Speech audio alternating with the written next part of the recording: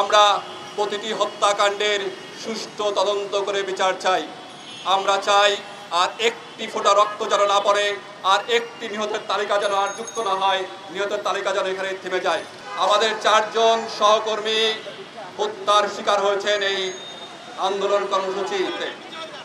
তাদের পেশাগত দায়িত্ব পালন করতে গিয়ে এই 4 সহকর্মীর হত্যার বিচার চাই। আমাদের 250 সাংবাদিক সহকর্মী এই আন্দোলন কর্মসূচি সহ নৈরাজ্য সহিংসতার কাভার করতে গিয়ে আহত হয়েছেন, অনেকে চিকিৎসাধীন রয়েছেন। তাদের উপর হামলার বিচার চাই, তাদের চিকিৎসার ব্যয়ভার বহন করতে হবে।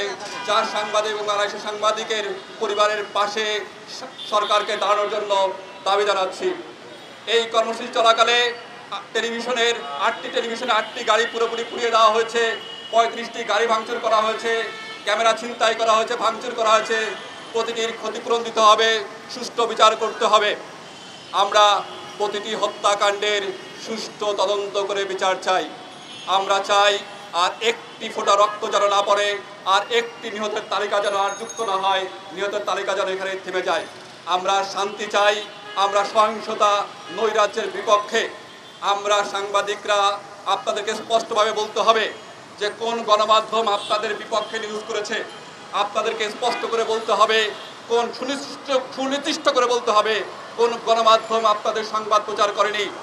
আমরা যেমন রাষ্ট্রের সংবাদ প্রচার করেছি, আপনারা যারা মাঠে আছেন তাদের সংবাদও প্রচার করছি, কিন্তু তারপরও কেন গণমাধ্যমের উপর হামলা হচ্ছে? আমরা স্পষ্টভাবে বলতে চাই, যারা গণমাধ্যমের উপর হামলা করছেন তাদের ভাষা পরিষ্কার, তাদের উদ্দেশ্য পরিষ্কার। আপনারা জনমনে ভীতি সৃষ্টি করতে চান।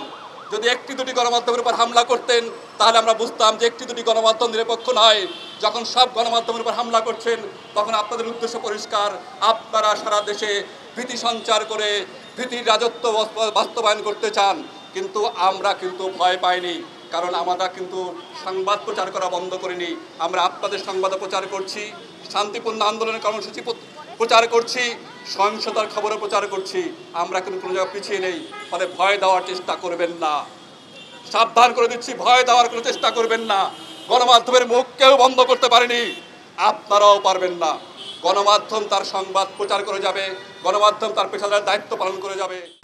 কিন্তু দুর্ভাগ্যের বিষয়, আজকে আমরা যখন এখানে দাঁড়িয়েছি তখন দু দল গণদুশ্মনের বিরুদ্ধে আমরা আজকে দাঁড়িয়েছি। এক দল গণদুশ্মন হলো যারা আমাদের সাংবাদিকদের উপরে, মিডিয়ার উপরে আঘাত আনছে, তারা গণদুশ্মন।